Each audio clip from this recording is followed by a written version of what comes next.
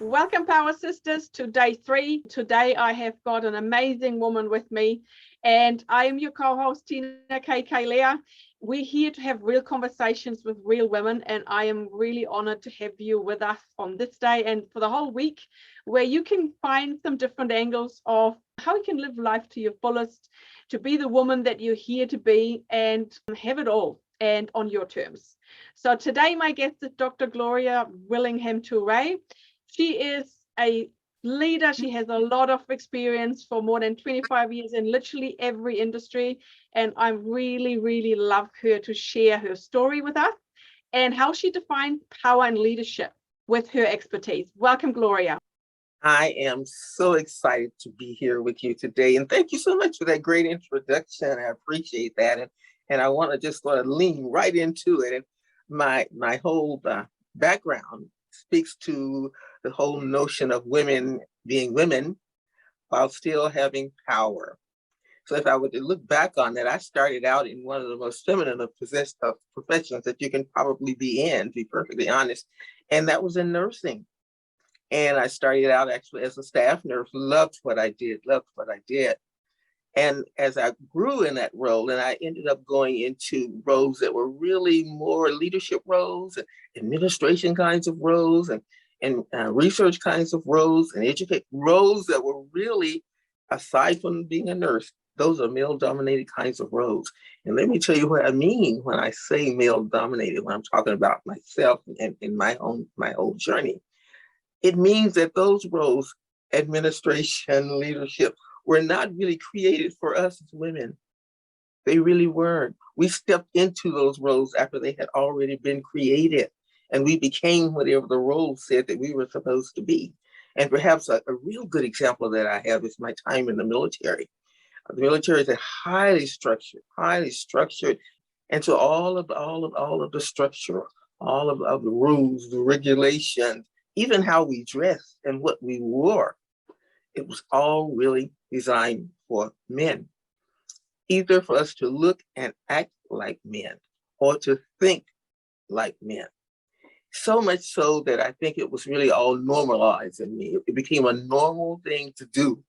And I, like so many other women in these kinds of leadership positions, I actually found myself striving to be the best that I could be and sort of holding up that banner of hiding my femininity. Do you believe that? It's true. Do you believe that? I think a lot of women will resonate in the audience because adapting to structures given to us, I think it's happening still in corporate because we feel there's no other way to be. So I like your background of from nursing to military. I mean, that's a different jump right there. But it's interesting how you framed it, that the structures are not designed for women. You just literally hanging up your femininity to fit into positions and roles. What was the catalyst for change for you? How did you manage to be this glorious, empowered woman today with all the femininity and made that and bridged the gap? I think it was what changed for me really was that it almost happened in a day, to be perfectly honest. I can remember I was sitting in a meeting. I was in research by then. And I was sitting in a meeting, and there was just a room full of researchers. I think there may have been 3 women in the room and probably about 30 men. And all of a sudden, in the back of my mind, I started thinking, there's something strange. The men are doing all the talking. That was for sure. If women wanted to say anything, I found us raising our hands before we ever said anything, whereas the men would just jump into the conversation. We wouldn't do that.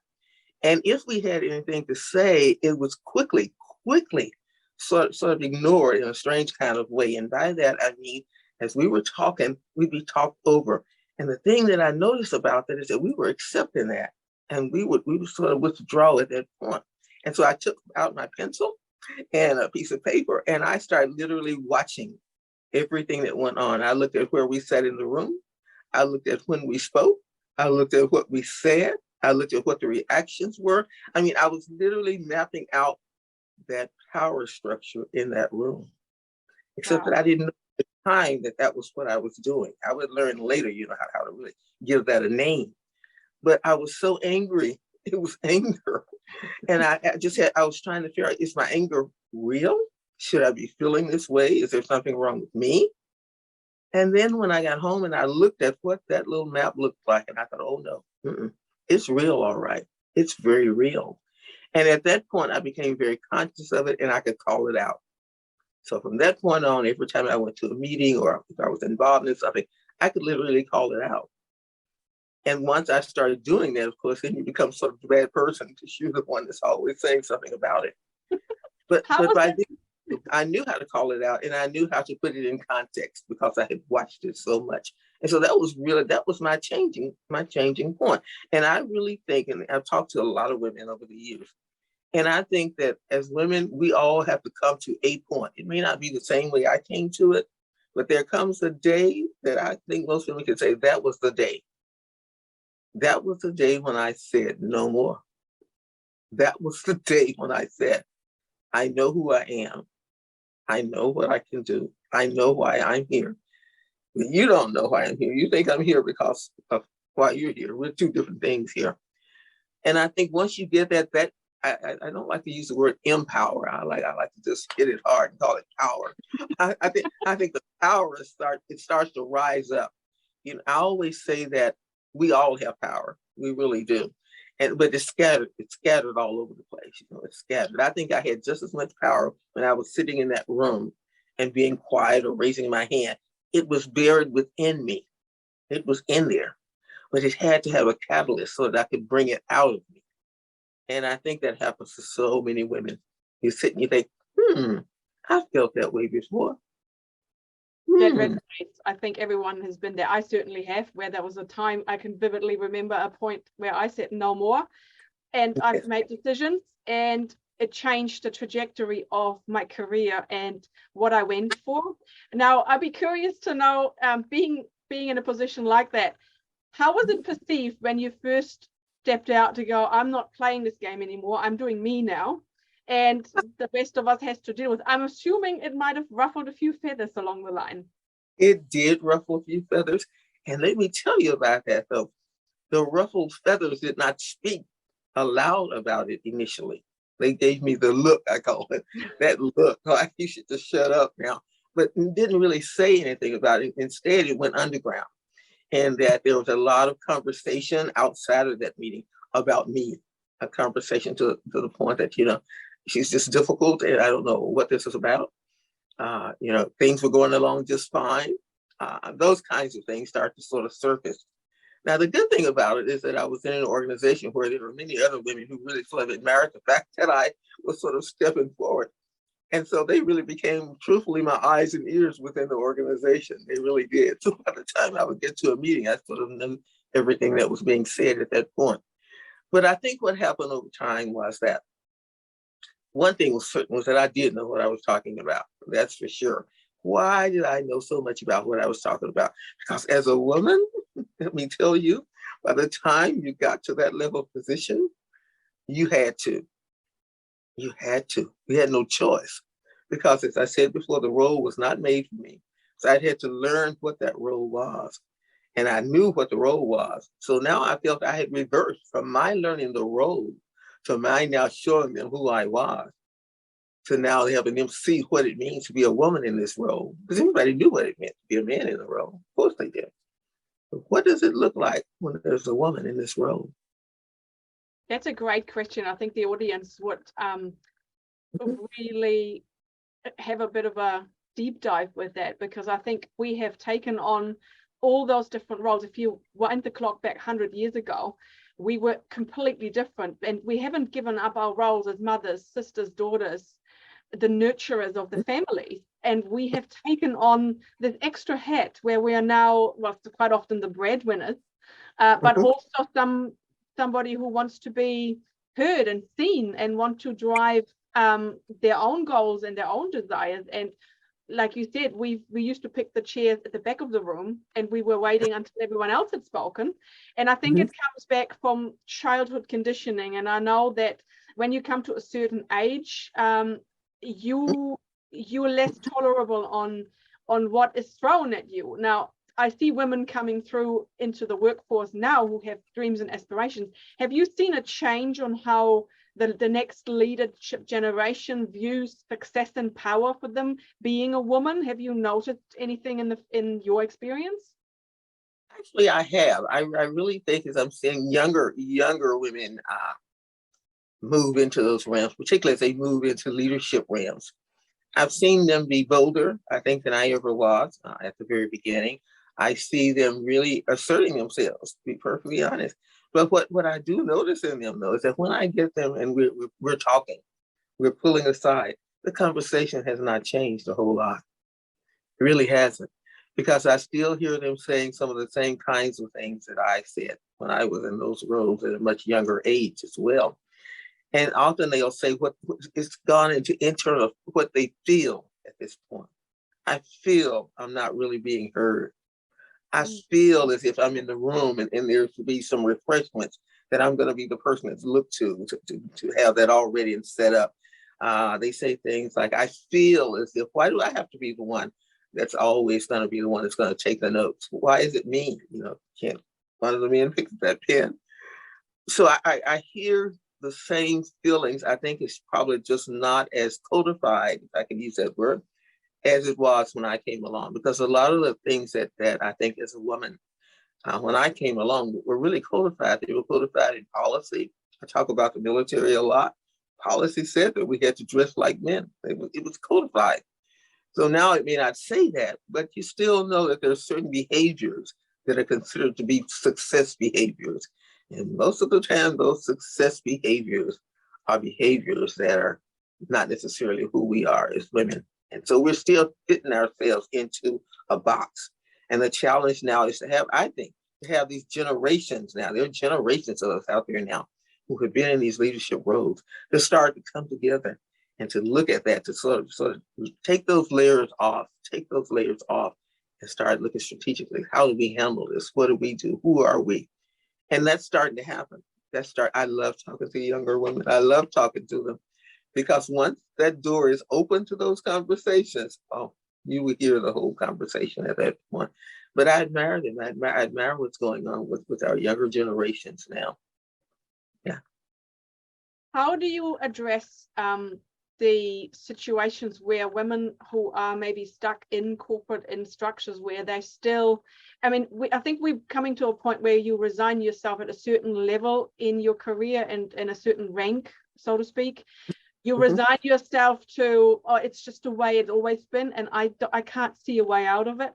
And I think coming back to more feminine principles where we allow ourselves to be a woman, yes, we can wear a suit, but we can have a different color. We can have jewelry. What has that to do with the way we dress and how we act in this world, how we show up for ourselves? How is that linked to success? It has nothing to do with performance of somebody, with what we bring.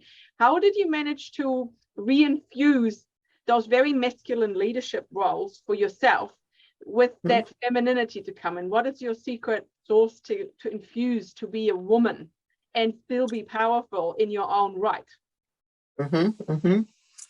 I think one of the things that I think what helped me the most in that was when I gained access to what I call those external gathering places that the men in the leadership role had. They had a lot of external gathering places. They really did. I could almost name them. There was the golf course. There were a number of private clubs. There were a number of events. They had private gathering places that I hadn't even thought about, that women really didn't have access to. If we had access to them, we were really expected to really sort of fall in line there outside of that workforce.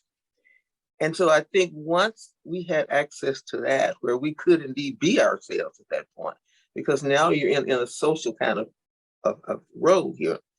And so once I think I had access to that, it made it a lot easier for me to sort of just be myself, just be who I am. And to also let it be known that just because I'm a woman, just because, I like using that phrase, does not mean that I'm not the person here for this role. Now, I literally walked off jobs that people would consider were very good jobs, really good. because I could see that the culture of the organization was such that no matter what I did, I'm not gonna change that, and I knew I wasn't. And I think that's what brought me out into the world of talking to other women, because I think even though I may have thought as one single woman in this one single environment, I cannot make a change. I thought collectively as women that we can. That's what led us there. I like the idea of gathering, because I certainly have experienced that myself, not just having a feminine mentor, but when we get together, and there's a lovely quote, and I don't know by who, but it says, when women gather, magic happens.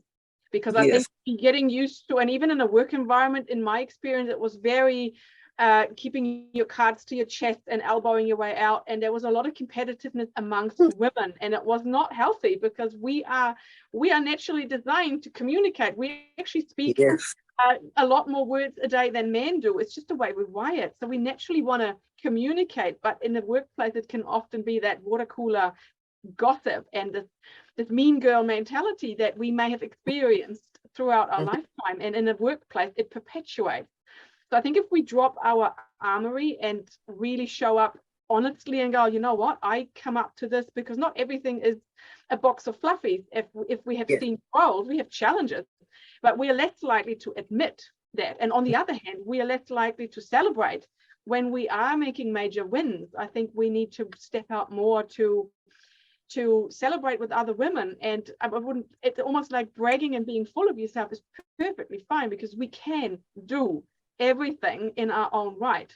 And stepping out and being seen is the first step, because we have other people watching and other women watching.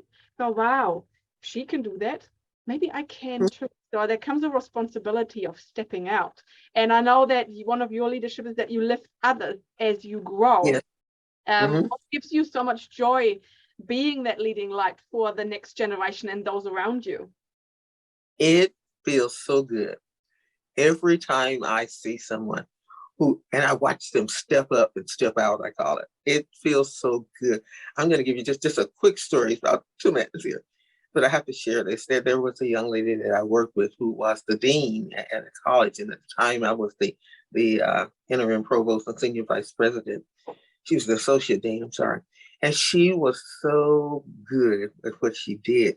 She had been an attorney before, and she had left that role because she didn't really like that. And then she went into the academia, and she got there and she felt that she just didn't like that. People thought she was just too strong. It wasn't a thing for her to do. And then one day she decided they're absolutely right. It's not what I want to do. I'm not going to play these games. This is not what I want to do. But I know what this feels like, and I know how I can help other women who are going through this. And so she left and she started her own business, and she's very successful at it right now. And she works with women incorporated in leadership positions to help them to sort of talk their way through some of the things that are going on. Because as women, we sometimes are very, very isolated, lonely, I guess is a good way to put that. We don't really have a large network sometimes of other women who are in leadership positions that we can talk to. And so we internalize a lot of things that are going on. And that sort of puts us in a very position, that really does not serve us well. It really doesn't. It's sort of like the gossip at the water cooler kind of mentality. That does not really serve us well at all. It's like that I'm going to do everything I can here now to please the boss, so to speak, especially if the boss is male. That does not serve us well, because we're trying to walk 2 different lines then. We're trying to walk that line of poor me, help me, here I am, and walk that line, which is a line of strength. And it's a difficult line to walk. But yes. I think it requires a lot of courage to be able to make changes and really step into an authentic self and being witnessed at that. I think it takes the courage as well to accept the fact that not everyone will like that, but it is all of us, and it shouldn't be hidden away in a closet anymore. And that we become a little bit immune to the people who try to chop us down. And I think that still happens subtly, not necessarily confrontational. So what is your secret to really honing in on that courage, on how to tap into this internal power to step out and do it anyway, Is there something you can share? Because I know fear is a big thing. That, oh, I can't possibly do that, and that's not, no one has ever tried. There's a lot of that hesitation. I think when women want to say, well, maybe I should start my own business, and the fear and that failure of success, and what if it doesn't work, and then I put my neck out and here I am and it didn't work out. How do you hone on that internal power? Oh, that's wonderful. That's really wonderful.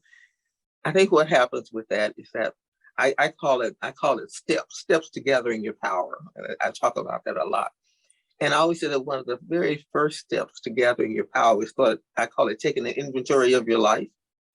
Just take an inventory. I really believe that everything that we have done all along our life's journey has really prepared us for something else. It keeps preparing us. Each one, it's like a stepwise kind of preparation. And with everything that we've done, every job that we've held, every thing that we've been engaged in, wherever we traveled, everything has taught us something. And so when we're taking that life inventory, and I've walked women through that process, you start taking that inventory. What did I learn from this? Whether that was a success or a failure, what did I learn? And how valuable is that to me in my sort of quote unquote power basket? I thought, how valuable is it to be able to work in situations where you know that you're going to be the person that's there, that may not always be believed, that you may be the person that's there where not everybody's going to be where you are. Not all women want to be leaders. Not all women want to be led by leaders. Because keep in mind that the systems are set up for that to be an abnormal kind of situation. And so women don't always want to do that. And when it comes to that transition, say go into the business world, and I've done that too, where you walk out and you decide you're going to start your own business. There's so much there, unless we've been really directly exposed to that environment, that we really don't know about. Quite often, we don't have the network that we need to make that happen. And so we're sort of searching our way around. That's when that women's network comes in. That's when it's important to have a network of other women that you can talk to. I tell women, you can't sit by yourself and think you're going to make that change all by yourself. You can make the decision all by yourself, but you're going to need other women around you. You're definitely going to need that.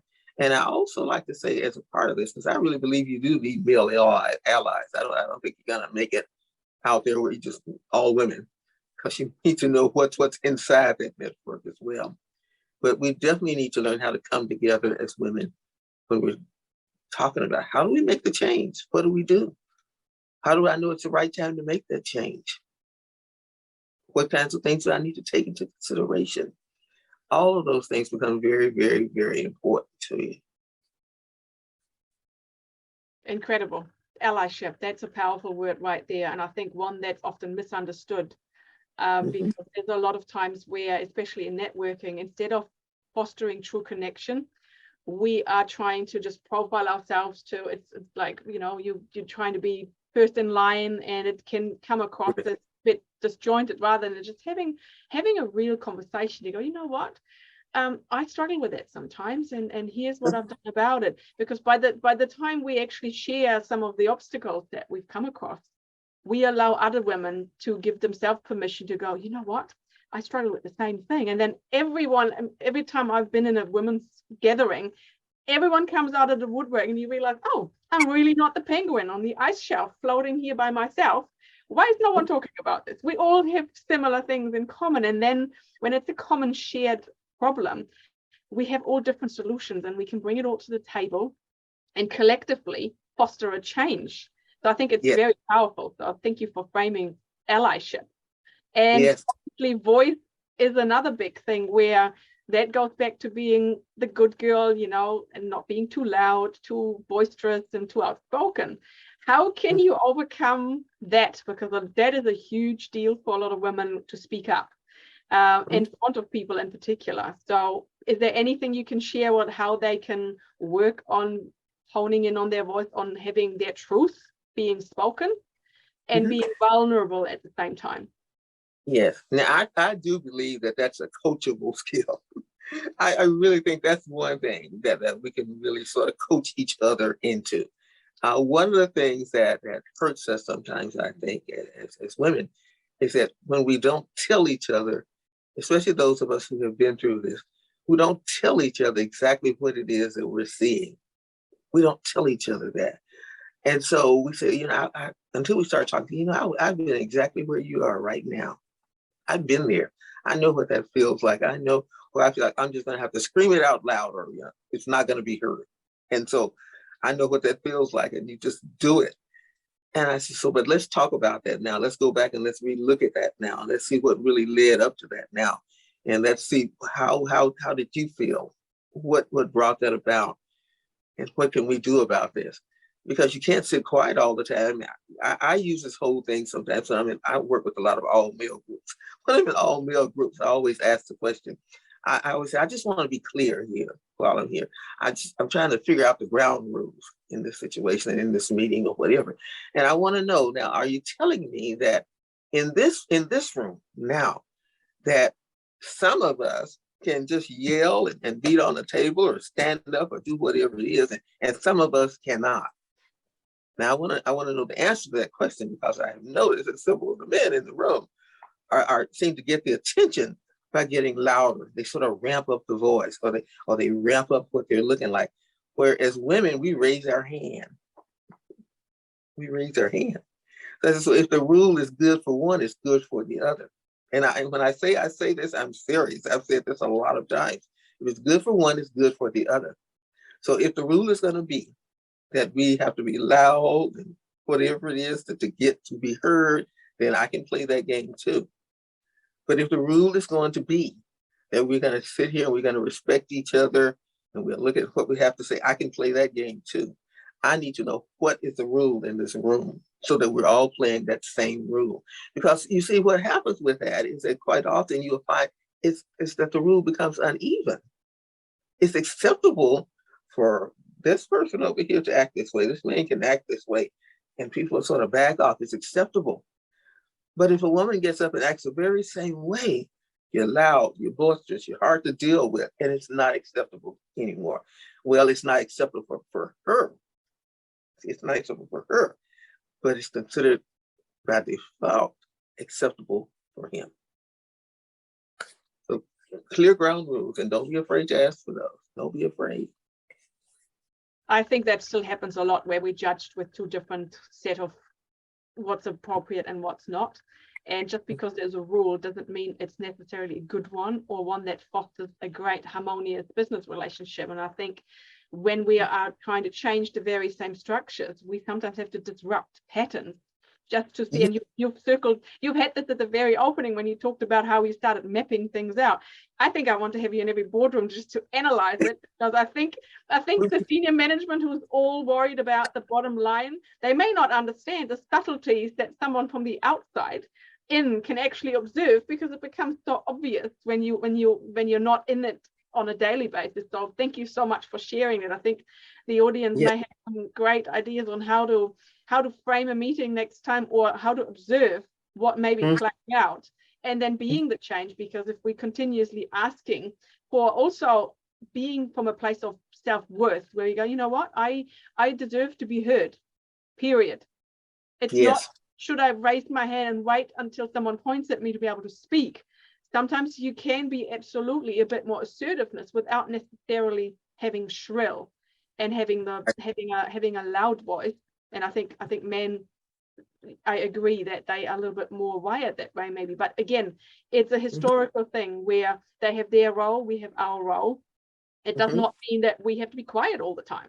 And I think in outside life, in other situations, we often are a lot more outspoken, but we can also sometimes have a bottled frustration of what may be playing out in the workplace, where we feel constantly shut down. We then blow our top off somewhere else. So I think that balance of having our power everywhere and being wholesome is very important, so we're not burning out. What is your, if I say, well, define success in one sentence, what that means for you, where you are in your life, what does success mean to you? Can you frame that in just the one sentence? I think success to me means being able to do what you want to do when you want to do it, and loving every minute of it. Oh, I love that. That's it in a nutshell. And that's a loaded nutshell, but that's it in a nutshell. A loaded nutshell. Oh, that is, I might have to borrow that phrase. A loaded nutshell. I like it. You're right. But freedom, that freedom to express, I think, is a big one. And Yes. you shared this so powerfully. And I thank you very much for the conversation about how leadership plays out and how it's not. And I'm pretty sure the audience has huge takeaways. If you would like to become a VIP sister, you can go and get yourself a VIP ticket. You not only get access to all the interviews of our amazing speakers, you will also get all the trainings that they prepared. So become a power sister, give yourself a great chance to really dive into that redefinition, how you can live life to your fullest, and most importantly, on your terms. And I thank you, Dr. Gloria, for your wisdom and your strong voice. And thank you.